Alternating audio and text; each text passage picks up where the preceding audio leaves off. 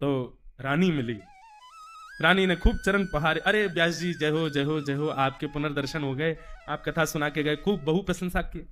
आपकी कथा ने मेरी ग्रंथियां खोल दी, आपकी कथा ने मेरे मेरे मेरे सारे संशयों का समाधान बता दिया। व्यास जी इतने सारे नकारात्मक उत्तर सुनकर के बेचारे घबरा गए थे, लेकिन मन में फिर भी जिज्ञासा उठी, एक सकारात्मक उत्तर मिल गया तो चैन से सो तो जाऊंगा। देवी तुमने क्या सुना कथा में, तुमको क्या अच्छा लगा, कोई एक बात बताओ। बोले आपने कहा कि पंच कन्या जो प्रातःकाल स्मरणीय हैं, उनमें एक नाम द्रौपदी का भी है।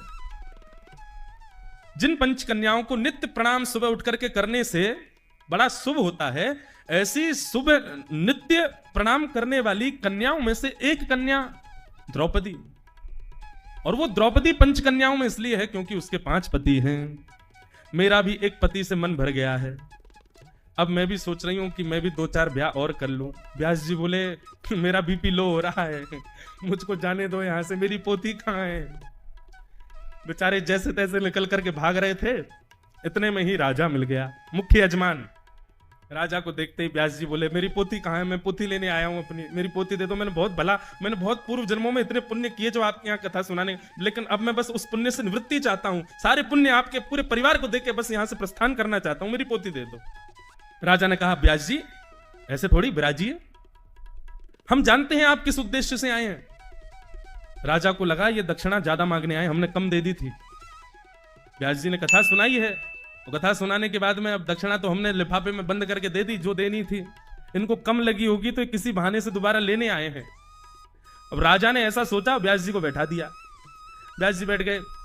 राजा बोले देखिए मुझे सब पता है आपके मन में क्या भाव चल रहा है, पर मैं आपकी कथा से ही सुनी गई एक बात आपको कहना चाहता हूं।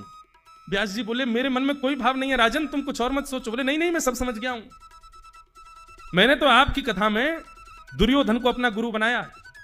अरे ब्राह्मण की क्या कहें, संत की क्या कहें, स्वयं भगवान उसके सामने आ गए थे कि 5 गांव दे दो पांडवों को, पर दुर्योधन ने स्पष्ट कह दिया सुचग्रैव न दास्यामि बिना युद्धेन केशव, सुई के नोक के बराबर जमीन भी बिना युद्ध के नहीं दूंगा। व्यास जी लिफाफे में जो दक्षिणा दी है उसी को ही मान्य मानिए, उससे अतिरिक्त यदि लेना चाहते हैं तो युद्ध करिए और हमसे दक्षिणा ले जाइए।